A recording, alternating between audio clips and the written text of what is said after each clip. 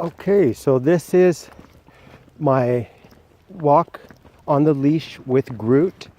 Groot is graduating soon, so this is to show his progress. As you can see, I'm using the prong collar with Groot. He is here for aggression, so I think the prong collar is important because he likes to test his boundaries, and this is not something he can easily test. So when you put that prong collar on him, he knows he's not going to pull. And so it's super important that he doesn't pull because he is aggressive, and we're not sure who he's going to be aggressive to on a walk. He may get, I'm going to pause here while the traffic goes by. Okay, here we go. Come on, boy. So the prong collar is going to help manage his behavior. Let's see.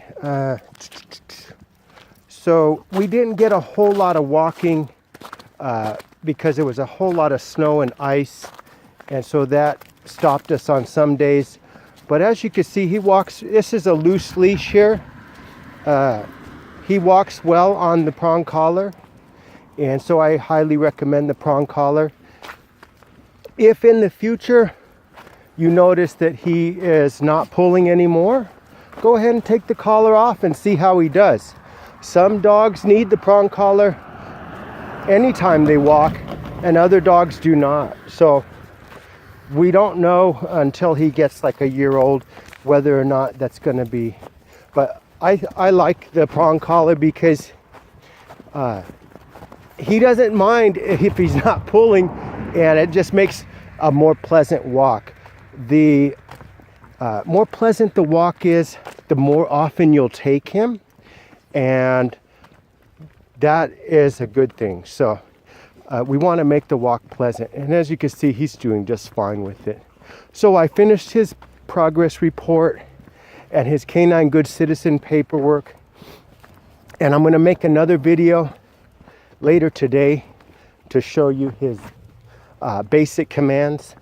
The basic commands are not going to be strong, and the reason for that is I could not be his friend and his disciplinarian at the same time. When he got here that first week, he was nipping so much that we had no choice but to put the collar on him and zap him. When I zapped him, he certainly did not like me. And so that's why you see in the videos where he's not willing to do the commands, is because he's resentful of the zaps. But the good news is he doesn't nip anymore.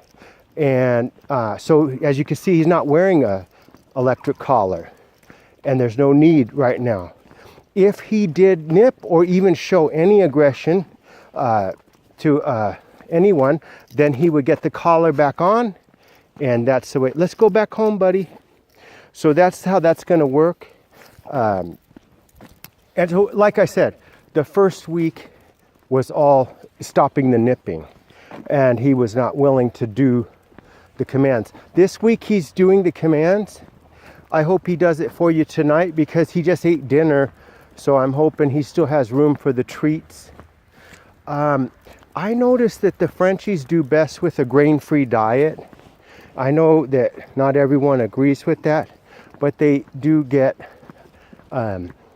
diarrhea easier than other dogs, in my opinion.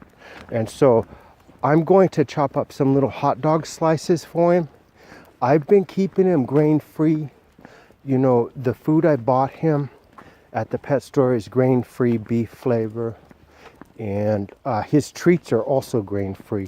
So I'm going to try to, and his poop is good and healthy, so that's what I recommend when you get him home.